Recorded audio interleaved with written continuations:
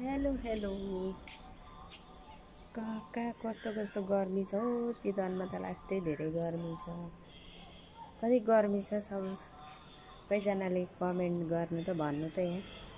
आज मेरो यो दोस्रो भिडियोमा सबैजनाले भन्नु त कतिको गर्मी छ कता कता।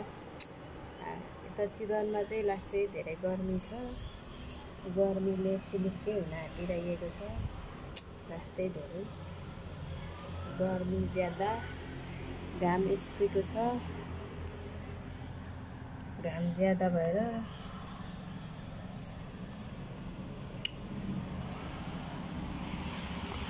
लास्टै धेरै घाम चाहिँ चरक्कै छ।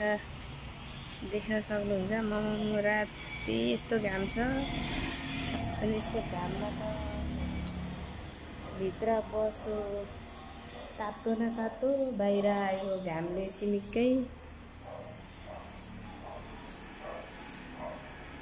भित्र सुत्दो बसिसक्नु छैन है, गाह्रो छ नि होइन।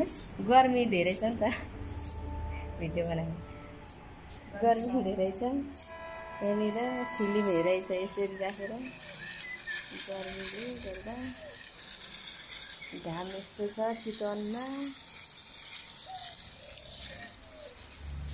फेनको हावाले पनि कामै गर्दैन, गर्मी ज्यादा भएर।